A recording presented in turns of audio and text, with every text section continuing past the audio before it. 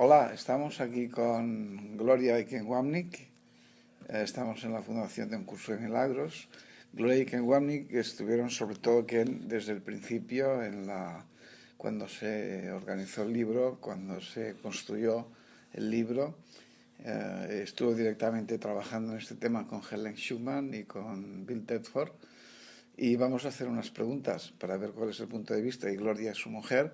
Llevan muchos años también haciendo talleres, cursos, workshops por todo el mundo juntos.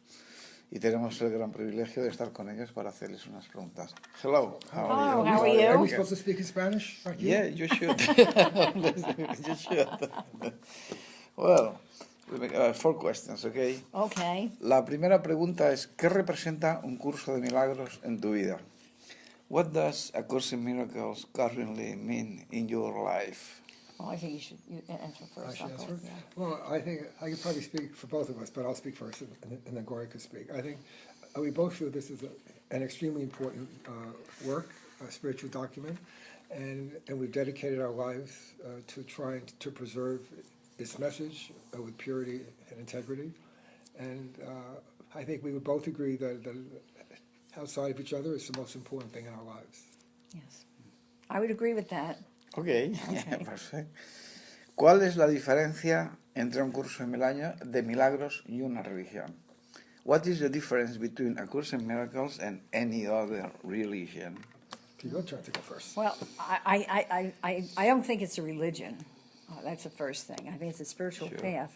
And I think it's very different than anything that has been on this planet except for the Gnostic movement, some parts of the Gnostic movement, way back at the beginning centuries of.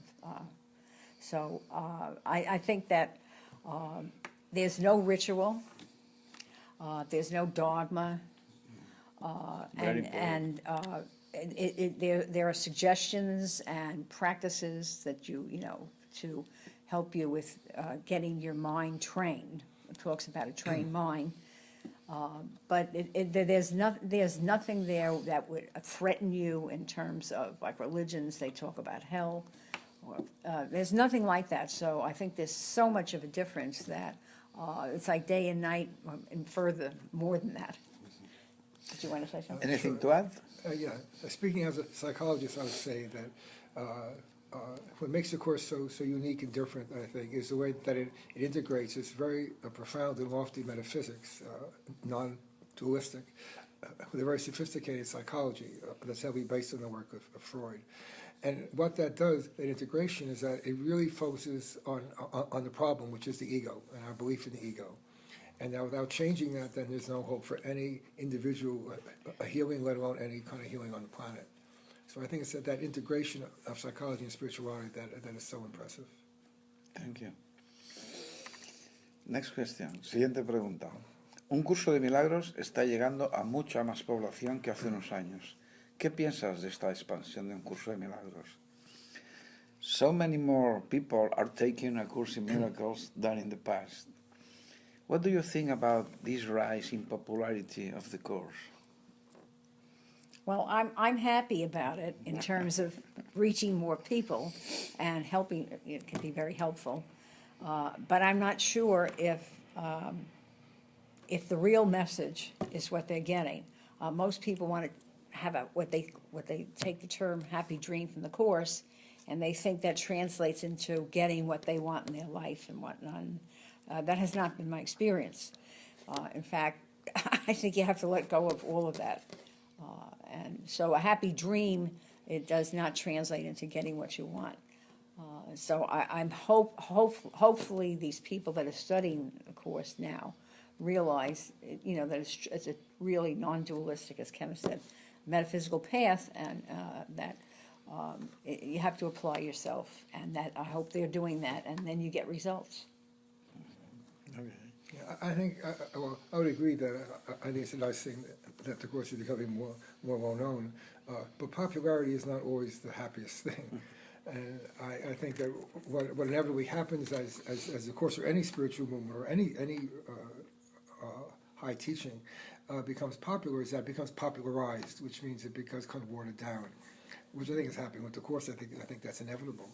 On the other hand, again, I think it's nice that it's reaching more and more people. And I think wherever people are on their journey, there's something in the course that can help them become kinder, more loving, more forgiving. So I think that's certainly a plus. So. Thank you. ¿Qué les aconsejarías a los estudiantes de un curso, tanto a los que empiezan como a los que ya llevan años? What would you advise to any Course in Miracles students that are starting the course, and any long-term students for that matter? All right, why don't you?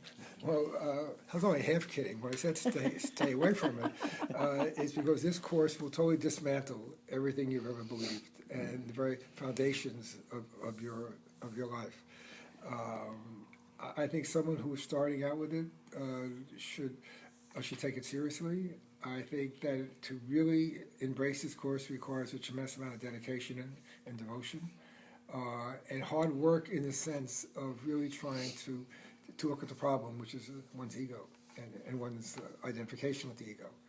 I would also urge new students to recognize that this is not a one-year process, that the workbook says at the end it's a beginning, not an end. That's a lifetime's work. And letting go of the ego is not the easiest thing in the world to do. But that is well worth any effort that students make. So. Well, Yeah, I would agree with him. I would agree with him. Thank you so much, and we are really grateful. We really appreciate all. We want you to say we are really grateful and appreciate all your job. Thank you so much. Thank you so much. Whoops. Thank you. I think I got water here.